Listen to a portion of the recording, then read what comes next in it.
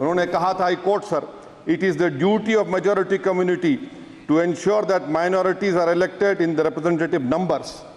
BJP मुसलमानों की नफरत पर जीतती है और मुसलमानों के नाम निहाद मसीहा मुसलमानों के 90% ज़्यादा वोट हासिल करते हैं, मगर फिर भी इस ऐवान के दरवाजे नहीं खुलते मुसलमानों के लिए और सिर्फ 4% मुसलमान जीत कर आते हैं। सर, संविधान सिर्फ एक किताब नहीं है जिसे चूमा जाए, संविधान एक किताब नहीं है जिसे दिखाया जाए, संविधान एक सिंबल भी है, मगर संविधान एक हमारे बुजुर्गों के ख्वाबों की किताब है। हमारे जमहूरियत को हमारे बुजुर्गों ने इस तरह समझा, हमारे फाउंडिंग फादर्स ने इस तरह जमहूरियत को समझा कि इसमें हर समुदाय और मजहब और समाज के मानने वाले लोगों की राय को शामिल किया जाएगा इस मुल्क को चलाने के लिए, मगर इस ऐवान में सिर्फ 4% मुसलमान जीत कर आते हैं। मैं संविधान से जो मोहब्बत के दावे करते हैं उनसे कहूंगा कि कभी उठाकर पढ़ो कॉन्स्टिट्यूएंट असेंबली डिबेट्स में कि नेहरू ने, H.C. मुखर्जी ने, सरदार हुकुम सिंह ने माइनॉरिटीज के बारे में क्या कहा था। सर, वतन अजीज का मुस्तकबिल कैसा होगा जब बीजेपी मुझे गायब करना चाहती है और दीगर हिज़्ब इख्तलाफ की पार्टियां के लिए मेरा वजूद सिर्फ वोट डालना और अपनी खबर में जाकर सो जाना है। इसीलिए आप देखते हैं कि ये समाजी इंसाफ है सर कि 4% मुसलमान जीत कर आते हैं। सर, इस ऐवान में ओबीसी समाज के एमपी अब अपर कास्ट के एमपी के बराबर हो चुके हैं। ओबीसी समाज के एमपी अब अपर कास्ट एमपी के बराबर हो चुके हैं और 14% मुसलमान सिर्फ 4% जीत कर आते हैं। CSDS का डेटा ये बताता है कि इस मुल्क में जो वोट बैंक है, जो एक मुश्त वोट डालता है, वो अपर कास्ट का है। मुसलमान का कभी ना वोट बैंक था ना कभी रहेगा। सर, 4 जून के बाद 6 मुसलमानों की मॉब लिंचिंग हुई, 11 घरों को मध्य प्रदेश में मोदी के बुलडोजर ने निस्तो नाबूद कर दिया। हिमाचल प्रदेश में एक मुसलमान के दुकान को लूट लिया गया और हिज़्ब इख्तलाफ की पार्टियों की तरफ से सन्नाटा है। शायद अब वक्त आ चुका है कि लफ्ज मुसलमान का नाम लेना भी अब उस पर पाबंदी आयद कर दी जाएगी। सर, मैं ये बात बताना चाह रहा हूँ कि नरेंद्र मोदी को जो मैंडेट मिला है। एक मिनट, आप लोग बैठ जाएं, कृपया आप लोग बैठ जाएं। श्री मनसुख मांडविया जी, आप लोग बैठ जाएं, कृपया माननीय सदस्य बैठ जाएं। श्री मनसुख मांडविया जी, मनसुख मांडविया, कृपया आप लोग बैठ जाएं। अपने प्रारंभिक आप लोग बैठ जाएं, माननीय आप लोग बैठ जाएं। माननीय सदस्य ने अपने प्रारंभिक भाषण में जो शब्द प्रयोग करा है उसको ऑथेंटिकेट करा जाए।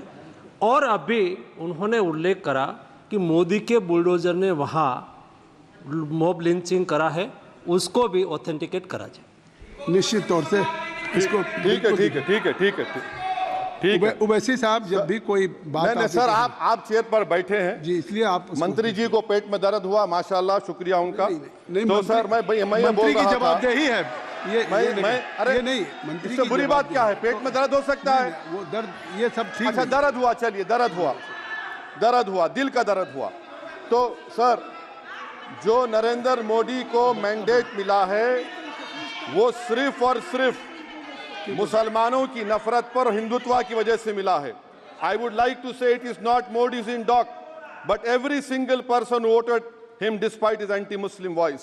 And I would like to tell the position parties, this is not a moral victory for you, this is a victory of majoritarianism. Everyone should contemplate and do introspection. Why is it that the OBCs and the upper caste are getting their due representation?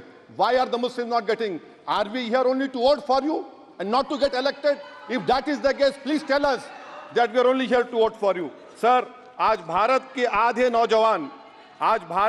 नौजवान बेरोजगार हैं और रोजगार की तालाश, बेरोजगारी का आलम यह है सर कि मोदी सरकार के 5 साल में 75 लाख एस्पिरेंट्स की जिंदगी बर्बाद हो गई, 6 पेपर लीक हुआ। बेरोजगारी का आलम यह है सर कि रशिया जा रहे हैं, वहां जाकर अपनी जानों को दे रहे हैं।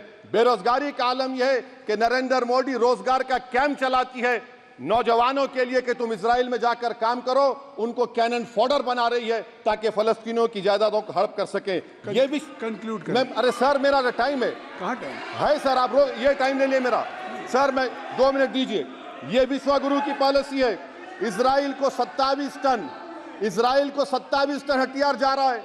9 मिलियन भारत के लोग गल्फ में काम करते हैं, क्या असर पड़ेगा? 47,000 इजरायली फलस्तीनी मार चुके हैं। क्या है हमारी पॉलिसी सर? क्यों हथियार दे रहे हैं सर? नस्लकशी हो रही है। सदर जमहूरिया के खुतबे में राष्ट्रपति के सर, मैं उसी पे बोल रहा हूं सर, उसमें लिखा हुआ है फॉरेन पॉलिसी के ऊपर, आप पैराग्राफ नंबर 25 देख लीजिए। सदर जमहूरिया में सैचुरेशन अप्रोच है। क्यों नहीं मोदी सरकार माइनॉरिटीज को फ्री स्कॉलरशिप को डिमांड करती है सर? उसको आपने बजट कम कर दिया सर। बनारस का बुनकर 18 महीने से मंडी का शिकार है, सूरत और बेंगलुरु जा रहा है सर। आखिरी बात कंक्लूड कर रहा हूं, आखिरी बात सर, पनून केस में निखिल गुप्ता, मोदी ने कहा था कि हम घर में घुसकर मारा, तो निखिल गुप्ता को किसने ऑर्डर दिया था पनून को मारने का? अगर नहीं दिया तो उसको बचाइए, और अगर दिया नहीं तो फिर उस पर पीएमएलए क्यों नहीं लगाते? और सर समाप्त करो, कमेटी बनाई आपने, उसका क्या हुआ सर? हम एससीओ को नहीं जा रहे सर। मैं आपको बता रहा हूं कि मैं अपनी इस तकरीर को टीपू सुल्तान की नजर, सुनिए सर, अब हो गया खत्म कर रहा हूं सर। मैं अपनी तकरीर को टीपू सुल्तान के नजर कर रहा हूं। ये टीपू सुल्तान की फोटो है, क्या आप इससे भी नफरत करेंगे सर? ये संविधान में टीपू सुल्तान की फोटो है, जिस पर वल्लभ भाई पटेल ने साइन किया, श्यामा प्रसाद मुखर्जी ने साइन किया। ये आपकी नफरत है सर। आखिर में मैं अपनी बात को खत्म कर रहा हूं इस शेर पर कि क्या दिन दिखा रही है सियासत की धूप छांव। जो कल सपूत थे वो कपूतों में आ गए, थे इस कदर अजीम के पैरों में ताज थे, इतने हुए जलील के जूतों में आ गए। बहुत बहुत शुक्रिया सर।